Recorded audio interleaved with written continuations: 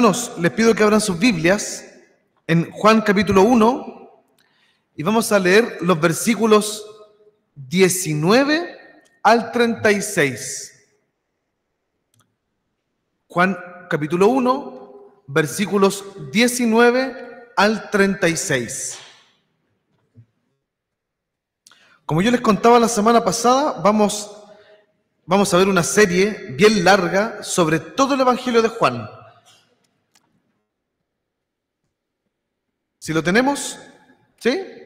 Juan 1, 19 al 36. Bien, dice así la palabra del Señor. Este es el testimonio de Juan, cuando los judíos enviaron de Jerusalén sacerdotes y levitas para que le preguntasen: ¿tú quién eres? Confesó y no negó, sino confesó: yo no soy el Cristo. Y le preguntaron: ¿qué pues? ¿Eres tú Elías? Dijo: no soy. ¿Eres tú el profeta? Y respondió: no. Le dijeron: pues ¿quién eres? Para que demos respuesta a los que nos enviaron. ¿Qué dices de ti mismo? Dijo: yo soy la voz de uno que clama en el desierto: enderezad el camino del Señor, como dijo el profeta Isaías. Y los que habían sido enviados eran de los fariseos. Y le preguntaron y le dijeron: ¿por qué pues bautizas si tú no eres el Cristo, ni Elías, ni el profeta?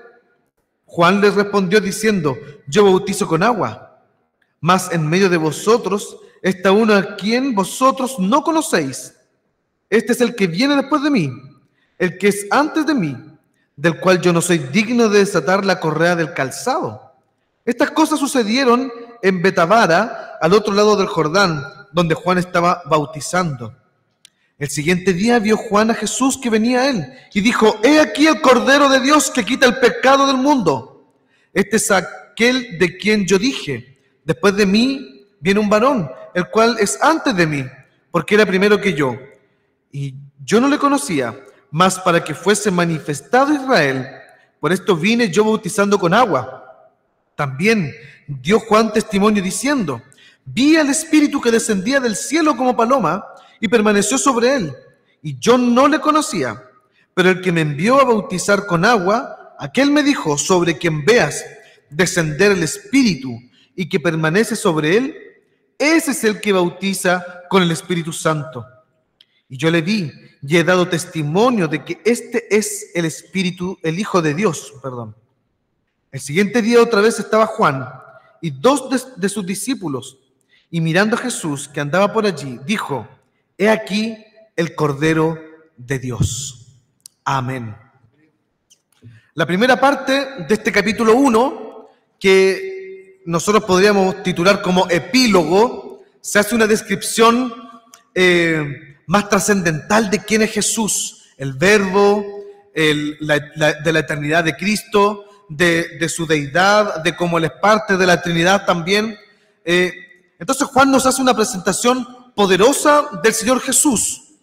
Pero ya en esta segunda parte, precisamente del 19 al 36, nosotros vemos ya una imagen más testimonial de quién es Jesús, de quién es Cristo. Cuando uno está en un tribunal y uno está acusando algo, yo como a las 4 de la tarde, cuando tengo tiempo, pongo TVN. Usted sabe que dan a las 4 de la tarde en TVN. Dan Carmen Gloria a tu servicio. Y yo veo eso antes de nuestros programas familiares. Entonces veo ahí cómo pelean por la casa, que la propiedad es mía, que quiebres matrimoniales. Y ahí la señora Carmen Gloria da sus dictámenes de quién tiene la culpa o no. Y cuando están en medio de estos pequeños juicios televisivos, la gente lleva pruebas, ¿cierto? No, mira, la casa es mía, yo aquí tengo el título, aquí está la posesión efectiva, entonces esta es la prueba de que la propiedad es mía. Entonces ahí la jueza tiene los documentos, los antecedentes y puede hacer un buen fallo. Yo creo que usted ha visto el programa, así que sabe a lo que me estoy refiriendo. Acá nosotros tenemos algo parecido, similar, porque el apóstol Juan ya hace una descripción de quién es Jesús: poderosa, Verbo, Dios, Trinidad, luz, etcétera, etcétera. Todas esas descripciones nos da de quién es Cristo. Pero ahora presenta a Juan como un testigo de Cristo. Por tanto, esta segunda parte del texto busca testimoniarnos de parte del más grande profeta quién era el Señor Jesús. Entonces, ¿qué está haciendo el apóstol Juan? Israel había reconocido a Juan el Bautista como profeta. Y de hecho Herodes tenía temor de Juan el Bautista porque sabía que el pueblo le reconocía como profeta. Entonces, ¿qué hace Juan? El apóstol Juan presenta a Juan el Bautista, aquel quien todos creían que era profeta y su palabra tenía autoridad, diciendo de boca de Juan que Jesús era el Cristo.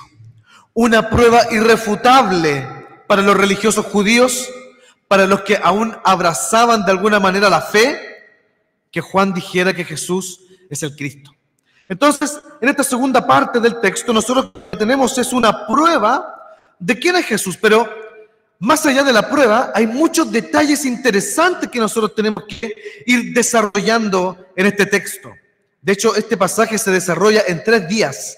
Son 3 días distintos, 3 públicos distintos, 3 ambientes distintos en los que Juan declara que Jesús es el Cristo. A 3 grupos de personas en 3 días y da 3 testimonios distintos. Por eso es muy interesante este texto. Por eso mismo, yo tengo 3 cosas que decirle.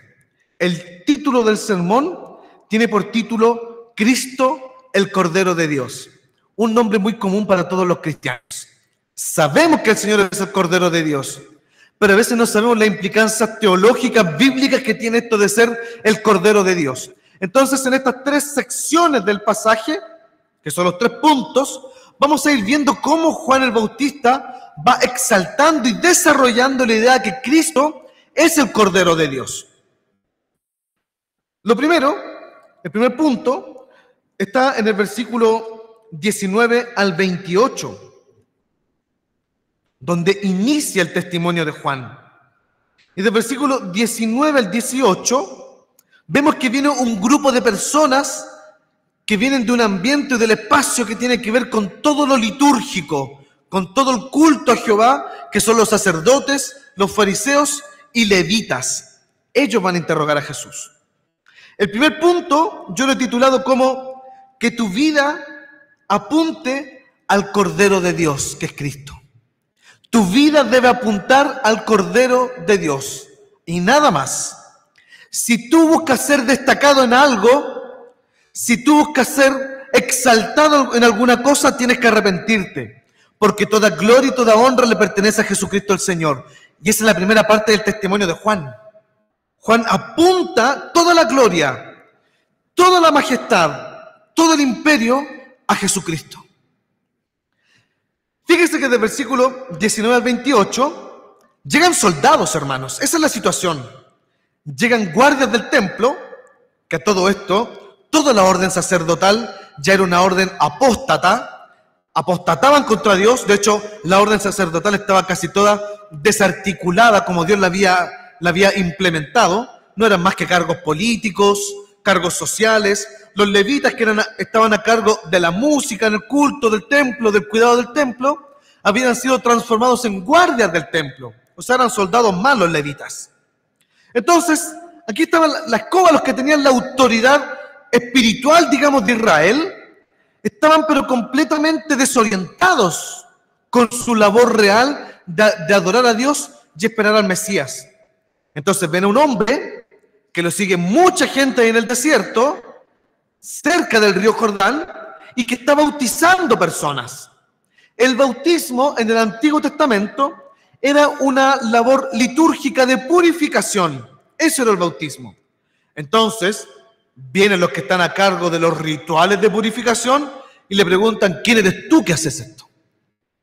¿Quién te dio autoridad para hacer esto? Se fija que si nosotros vemos con esos lentes esta primera parte de este testimonio, es un poco más duro porque están confrontando a Juan de una forma un poco más violenta. Las autoridades, podríamos decir policiales de ese tiempo, vienen a interrogar a Juan. Entonces no es una entrevista porque realmente querían saber qué estaba haciendo. No es una entrevista para realmente saber quién era el Cristo. Era una entrevista para intimidar. Eso es lo que estaban haciendo. Si uno lee con detención el texto, uno se da cuenta que buscan intimidar a Juan. Y si usted se fija, hacen muchas preguntas. Y Juan responde solamente 3 cosas. Yo ya le comentaba que el testimonio de Juan es un testimonio que cuenta con cierta autoridad porque la gente lo reconocía como profeta. Entonces van los guardias del templo, conversan con él, le hacen unas preguntas, les preguntan 3 veces, y Juan las 3 veces, ¿qué es lo que hace? Niega y confiesa. ¿Eres el Cristo? No soy el Cristo. ¿Eres Elías? No soy Elías. ¿Eres el profeta que había sido anunciado en Malaquías? Tampoco soy el profeta. ¿Quién era entonces? Y fíjese cuál es la respuesta de Juan. Yo estoy bautizando con agua, pero en medio de ustedes hay uno a quien ustedes no conocen. Básicamente Juan está diciendo, al que ustedes están ignorando y está paseando en sus narices, ese es el Cristo, no yo. A mí me llama mucho la atención esto que ocurre aquí, porque es la dinámica del ser humano, de perdernos los fuegos, los cometas, las estrellas fugaces. Por lo general siempre las perdemos. A mí me gusta mucho esto de los planetas, de la galaxia y todo, y cuando dicen que va a haber luna no sé cuánto, o se va a poder ver esta otra cosita en el cielo, yo trato de verlo, pero siempre me lo pierdo, porque siempre hay una reunión o siempre hay algo, entonces nunca lo logro ver y lo veo en la tele al final. Yo no sé cuántos de ustedes aquí han visto una estrella fugaz. Tiene que haber mucha providencia de Dios ahí para que uno logre ver una estrella fugaz. Tiene que estar el cielo bien despejado, ¿cierto? Tiene que estar muy oscuro, que no haya mucha contaminación lumínica, y entonces uno ve una estrella fugaz. Se supone que el Mesías era como una estrella fugaz, era alguien que iba a venir rápidamente, iba a instaurar el reino, pero había que estar muy atento. Y los anuncios hablaban de esto. Por tanto, el trabajo de toda la orden sacerdotal era estar atentos al Mesías. ¿Quién será? ¿Cuándo llegará? ¿Cómo se verá el Mesías? Entonces la labor de ellos era estar atentos, de estar vigilando al Mesías. Sin embargo, Juan les dice, está aquí en medio y ustedes se lo están perdiendo. El cometa está pasando y ustedes se están perdiendo el espectáculo y la luz de esta estrella fugaz. Se están perdiendo todo el esplendor de esta estrella fugaz. Y vienen aquí a interrogarme a mí cuando yo no tengo nada que ver. Eso está diciendo Juan. ¿Sabe qué, hermanos? Una primera reflexión de cómo nosotros nos perdemos las estrellas fugaces y nuestras vidas no apuntan a Cristo. Nos entretenemos con cosas que no tienen sentido. Distraímos la vista a cosas que no tienen ningún sentido. Nos entretenemos creyendo que en ciertos lugares hay agua y que ahí vamos a ser felices y que vamos a encontrar sentido en nuestras vidas, pero no es ahí. Entonces nos perdemos. Entonces andamos igual que los guardias, los levitas, los sacerdotes de este tiempo, y vamos a interrogar a las personas incorrectas. Cuando Cristo está aquí tan cerca y tan presente. Hermanos, esto le pasa a usted y me pasa a mí. Y creo que me pasa más a mí, porque estoy hablando de lo que me ocurre personalmente.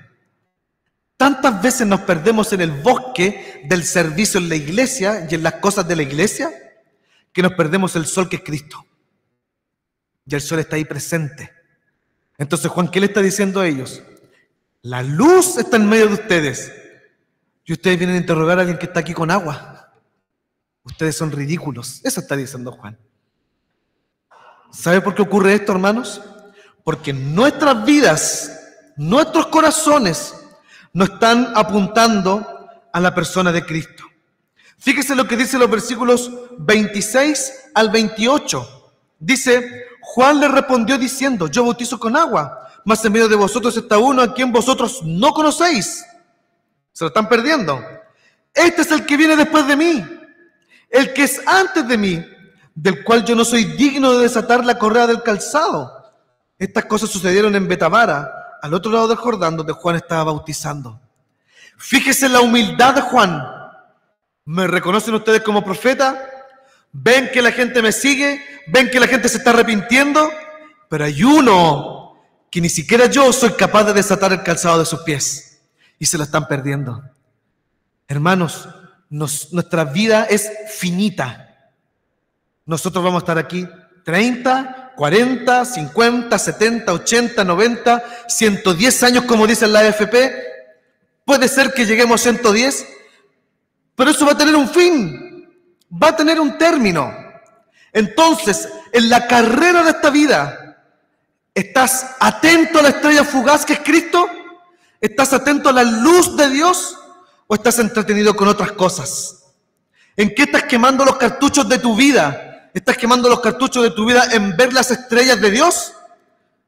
¿O estás invirtiendo tu vida en entretenerte aquí? Que tu vida tiene que apuntar a Cristo. Y cuando tu vida apunta a Cristo, cuando tú entiendes que no eres digno de nada, que tu vida tiene un valor tan bajo en comparación a la gloria de Dios, que todo va a apuntar a Jesús. Toda tu vida va a apuntar a Cristo y no a ti. Entonces, con esto quiero cerrar el primer punto. Nosotros nos entretenemos en esta vida y nos perdemos al Señor Jesucristo porque creemos que nuestra vida es lo más importante y que no hay nada más importante que nuestra vida. Y déjame decirte que eso no es así. La gloria de Cristo es lo más importante del universo y te lo estás perdiendo. Así como estas personas se están perdiendo al Mesías porque creen que su posición social, creen que su posición en el templo es lo más importante, entonces se están perdiendo al Cristo. Tenemos que arrepentirnos de esto. Y luego pasa otro día, el segundo punto, del versículo 29 al 34. Entonces, dice el versículo 29, el siguiente día vio Juan a Jesús que venía a él y dijo: he aquí el Cordero de Dios que quita el pecado del mundo. Entonces ya se fueron. No consiguieron ninguna respuesta de Juan. Básicamente eso es lo que ocurrió. No supieron quién era Juan tampoco. No era ni Elías, no era ni el profeta. Juan no le respondió nada. Juan simplemente les dijo: ¿saben qué? Perdón el chilenismo, pero están puro dando la vuelta. Están sacando la hora nomás. Yo no soy nada importante. El Mesías, el que de verdad importa, está entre medio de ustedes y ustedes no se han dado cuenta. Entonces, ¿qué hacen los soldados y la gente del templo? Se van y dejan a Juan. Entonces dice la Biblia, al siguiente día, Juan está con mucha gente. Y cuando Juan está con mucha gente, con muchos testigos, dice la Biblia que ve pasar a Jesús y dice: vean, he ahí el Cordero de Dios que quita el pecado del mundo. Hermanos, esto es glorioso, esta declaración de Juan. Es poderosa, porque los judíos no esperan a un Mesías débil, no esperan a un cordero, esperan a un rey, esperan a un guerrero, esperan a un David, esperan a alguien que venga a destruir a los romanos, uno que venga a cobrar venganza por todo lo que han sufrido los hebreos. Eso esperan los judíos, pero no un cordero. Los corderos ni siquiera gimen cuando los van a matar, sino que son silenciosos. Yo no sé si usted ha visto la muerte de un cordero, pero el cordero ni grita. Mueve un poquito las patitas y se queda tranquilito cuando lo degollan. Indefenso. Y fíjese que la Biblia nos dice, en el testimonio de Juan, que Juan describe al Mesías como el Cordero de Dios que quita el pecado del mundo. Nadie estaba esperando eso. Ninguno tenía esa expectativa de Jesús. Y tal vez tú y yo tampoco tenemos esa expectativa de Jesús. Yo el segundo punto lo he titulado como el que quita el pecado del mundo. ¿Y sabe por qué esto es tan importante y tan trascendental? Porque el problema de la humanidad y tus problemas es el pecado, no hay otro. Tu principal problema es el pecado, no son las deudas, no es la enfermedad, no es que si te va mal en el colegio, en la universidad, ni siquiera que te hagan bullying o si es que te hicieron bullying. Ninguno de esos son tu problema más importante. Tu problema más importante es que eres pecador Y por ser pecador te vas a ir al infierno. Ese es tu problema más grande. Si tú no abrazas la cruz, si tú no abrazas al Cordero de Dios, tus dos pies están en el infierno. Y ese es un problema grande. Ahora, hay que ver si es que tú crees en el infierno o no. Hay que ver si es que tú crees que el pecado es horrible o no. Tal vez para ti el pecado no es horrible. Entonces, si a mí me dicen, es ahí el Cordero de Dios que quita el pecado del mundo, esa es una noticia grandiosa, espectacular, porque significa que esa persona quita el problema más grande del mundo, quita todos los males del mundo. Pero como los males del mundo en nuestras vidas no es el pecado, sino que nuestras necesidades y nuestro bienestar no es tan importante. Hermano, si no le estoy hablando solamente a usted, es lo que pasaba en el siglo I también. Porque el ser humano siempre ha deseado bienestar. Siempre está en el corazón eso. Poder transformar este desierto que es este mundo en un jardín. La lucha del ser humano en toda la historia de la humanidad es transformar el desierto en un jardín. Y no vamos a poder. Porque aunque usted haga un hoyo por la arena, unos 100 metros, usted no va a encontrar agua. No se va a encontrar agua porque no se puede. No la va a encontrar. Este mundo no se puede transformar en un jardín. Entonces, ¿sabe cuál es nuestro mayor problema? Que no identificamos nuestro problema. No somos capaces de identificar nuestro problema. Creemos que las necesidades temporales son nuestros problemas más grandes. Y no es así. Fíjese que el Señor Jesucristo, cuando está con sus discípulos, le dice, no se afanen. Miren las aves de los cielos, que no trabajan ni ciegan, pero el Señor les da su alimento. Miren las flores del campo, que no trabajan tampoco, y están vestidas más bellas que el rey Salomón incluso. ¿Por qué se preocupan por lo que van a comer y van a vestir? Preocúpense por el reino de Dios. ¿Sabes qué, hermano, hermana? Tú tienes que comprender realmente lo horrible que es el pecado. El pecado destruye.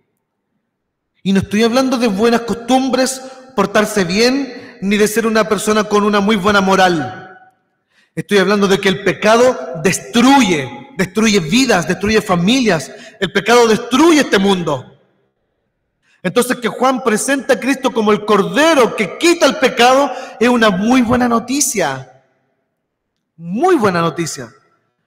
Pero para la gente en el siglo I y para nosotros hoy no es tan importante. Porque nuestros reales problemas, según nosotros, son nuestras necesidades. Entonces, fíjese lo que dice Juan en el testimonio. Para garantizar que esta persona realmente es el Cordero de Dios, fíjese lo que dice el versículo 31 en adelante. Dice, y yo no le conocía, mas para que fuese manifestado Israel. Por esto vine yo bautizando con agua. También dio Juan testimonio diciendo, vi al Espíritu que descendía del cielo como paloma y permaneció sobre él, y yo no le conocía, pero el que me envió a bautizar con agua, aquel me dijo, sobre quien veas descender el Espíritu y que permanece sobre él, ese es el que bautiza con el Espíritu Santo. ¿Qué ocurre en este evento que Juan está describiendo, que está recordando? ¿Qué ocurre aquí? Después que Jesús va al desierto, ¿cierto? Y es tentado 40 días, hace el ayuno de 40 días y es tentado por Satanás, vuelve y se encuentra de nuevo con Juan. Y entonces Juan apunta a él es el Cordero de Dios. Se acerca Jesús a Juan y ¿qué hace Juan con Jesús? Lo bautiza, ¿no? Y dice la Biblia que desciende una paloma, el Espíritu Santo en forma de paloma, y el Padre habla y dice, este es mi Hijo, en que tengo complacencia. Pero aquí Juan está diciendo que Dios le había hablado antes de que ocurriera esto. Cuando veas el Espíritu Santo en forma de paloma descender y se quede sobre él, ese es. Entonces esto se le había anunciado a Juan. Entonces Juan, ¿qué es lo que está enseñándonos aquí? Juan tuvo un honor tan grande, tan enorme, que Juan fue el encargado de ungir a Jesús como el Cristo. Porque eso es lo que ocurre en el bautismo. Es el ungimiento de Jesús como el Rey de Israel, el Rey del mundo. Eso es lo que ocurre. ¿No nota usted que hay una humildad tremenda en Juan? Ningún ser humano tiene, por su propio prestigio, la dignidad y la honra para ungir al Hijo de Dios como el Cristo. Ningún ser humano. Sin embargo, Dios le dio ese honor. ¿Y sabe qué nos pasa a nosotros? Nos ofendemos fácilmente cuando nos pasan a llevar y transgreden nuestra honra. Nos ofendemos fácilmente cuando alguien nos pasa a llevar, como si nuestra honra fuera demasiado importante. Juan bautizó al Hijo de Dios, al Cristo, lo unge como Rey. Entonces Juan está presentándonos dos realidades del Cristo, dos testimonios aquí de Cristo. El testimonio de Cordero de Dios que quita el pecado del mundo, pero el testimonio también de Rey. Porque sí, Él es el Rey, Él ha sido ungido con el Espíritu Santo y Él es Rey. Entonces déjame decirte algo, hermano o hermana. El que quita el pecado del mundo es el Rey del mundo, no es cualquiera. No es simplemente Cordero, también el León. No es simplemente el Cordero inmolado, sino que también es el Rey que resucita. Ese es Cristo. Entonces tú a quien tienes enfrente es al Cordero y al León, al Cordero inmolado y aquel Cristo que resucitó de entre los muertos. Al que tienes tú enfrente para acercarte es el Rey del universo. Entonces, ¿no crees tú que vale la pena invertir la vida en este Rey?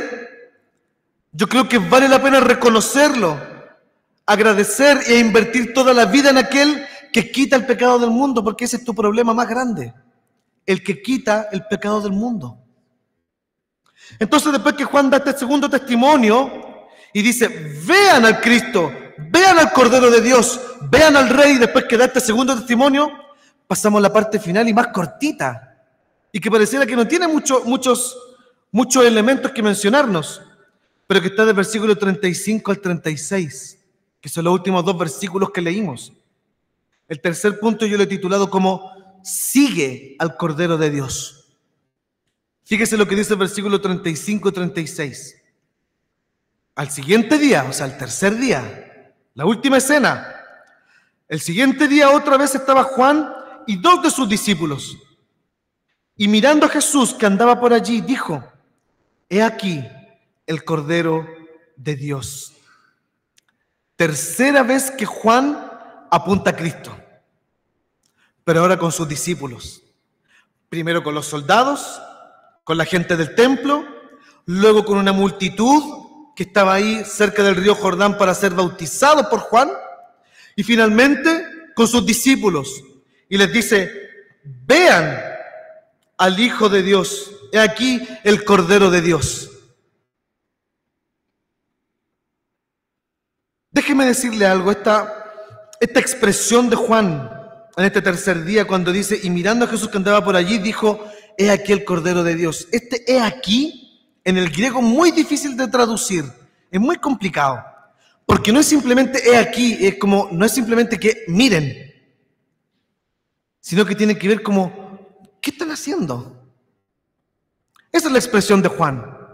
Juan te está volteando a sus discípulos y está diciendo, ¿qué están haciendo? Ahí está el Cordero de Dios. Entonces los versículos siguientes, que los vamos a ver la siguiente semana, estos dos discípulos siguen a Jesús. Porque Juan le está diciendo, ¿qué están haciendo acá? Si el que vale la pena, el que tiene todo el sentido, el Rey de Reyes, está ahí. Entonces, ¿qué hacen estos dos discípulos? Van y siguen a Jesús.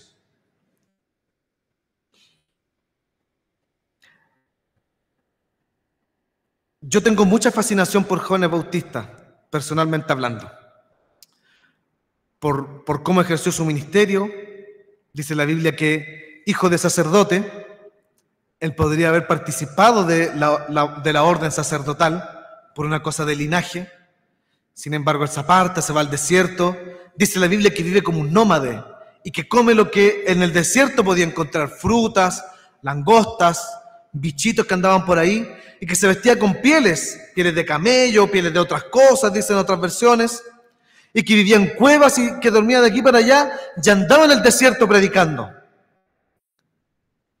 Para mí es inimaginable esta imagen, no me logro imaginar a Juan el Bautista. Y yo tampoco me puedo poner en el lugar de él de que yo sería capaz de hacer eso porque me gusta comer bien, me gusta estar abrigado, me gusta prender la estufa en la casa y me gusta predicar en un templo, no en el desierto. Entonces yo cuando reflexiono con el apóstol Juan, reflexiono con el apóstol Pablo, reflexiono con distintos personajes de la Biblia que uno puede admirar, yo me pregunto en qué lugar en el cielo yo voy a estar si ellos están muy adelante. O sea, si comparamos mi vida con las vidas de ellos por lejos tienen el tejo muy lejos en comparación a mí. Entonces yo me imagino que probablemente Juan el Bautista esté muy cerca del trono de Dios. Yo me imagino esa multitud que nos describe Apocalipsis y que hay millones y millones de personas cantándole al Cordero. Yo me imagino que Juan el Bautista, Pedro, Juan van a estar un poco más adelante y yo bien lejos viendo de lejos a Jesús. De repente yo me imagino esas cosas. Pero aún así, vale la pena invertir la vida en Cristo.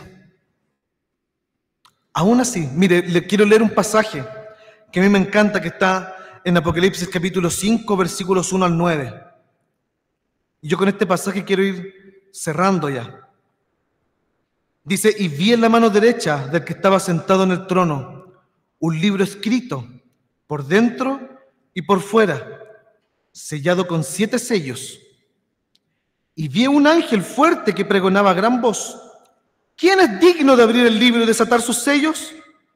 Y ninguno, ni en el cielo, ni en la tierra, ni debajo de la tierra podía abrir el libro, ni mirarlo. Y lloraba yo mucho, porque no se había hallado ninguno digno de abrir el libro, ni de leerlo, ni de mirarlo. Y uno de los ancianos me dijo, no llores. He aquí que el león de la tribu de Judá, la raíz de David, ha vencido para abrir el libro y desatar sus 7 sellos. Y miré, y vi que en medio del trono y de los 4 seres vivientes, y en medio de los ancianos, estaba en pie un cordero como inmolado que tenía 7 cuernos y 7 ojos, los cuales son los 7 espíritus de Dios enviados por toda la tierra. Y vino y tomó el libro de la mano derecha del que estaba sentado en el trono. Y cuando hubo tomado el libro, los 4 seres vivientes y los 24 ancianos se postraron delante del Cordero. Todos tenían arpas y copas de oro llenas de incienso, que son las oraciones de los santos. Y cantaban un nuevo cántico diciendo, digno eres de tomar el libro y de abrir sus sellos, porque tú fuiste inmolado y con tu sangre nos has redimido para Dios de todo linaje y lengua y pueblo y nación.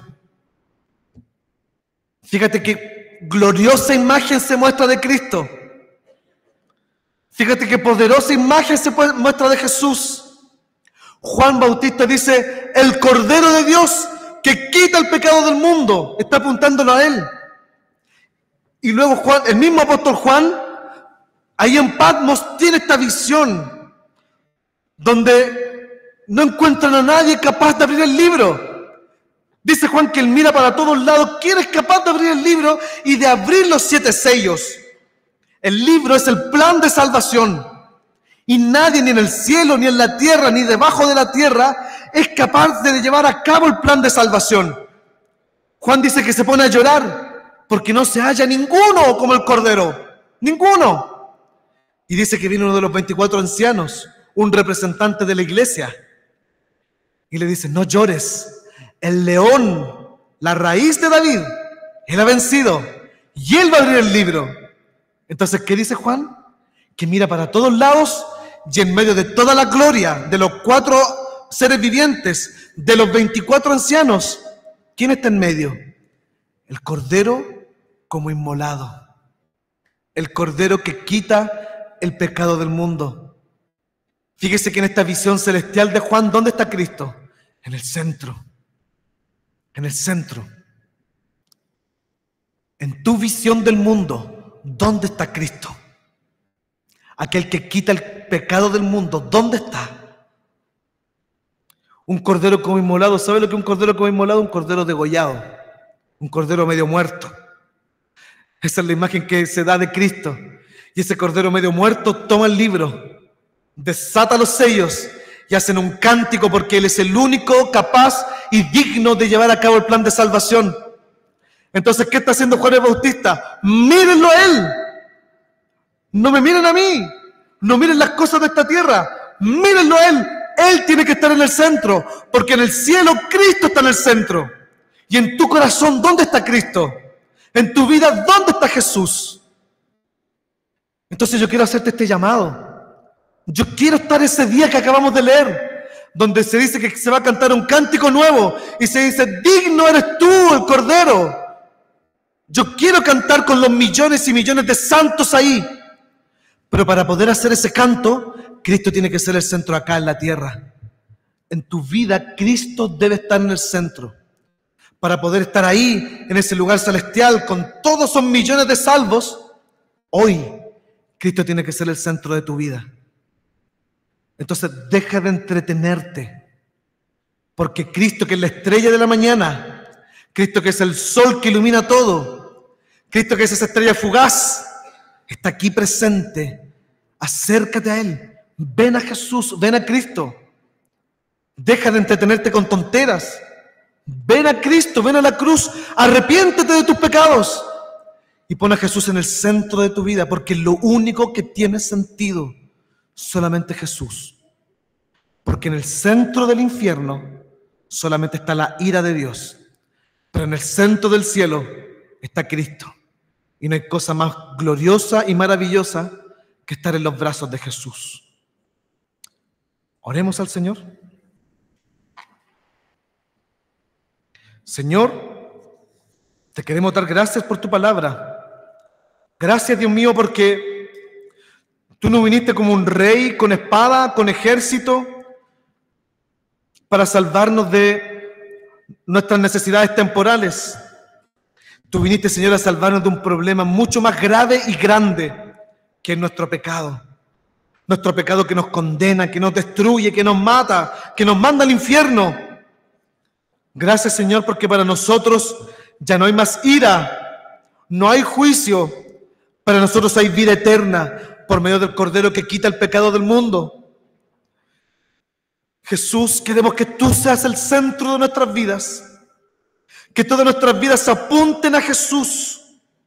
Que en el centro de nuestro corazón esté Jesucristo, el Señor, sentado en gloria y en majestad y no otras cosas.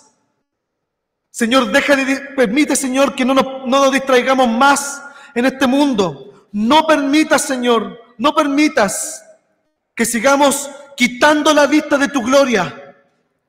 Señor, que nuestros ojos estén clavados en Jesucristo el Señor y en nadie más. Porque solamente tú vales la pena. Solamente tú, Jesús. En el nombre de Cristo Jesús te damos toda la gloria y toda la honra. Amén.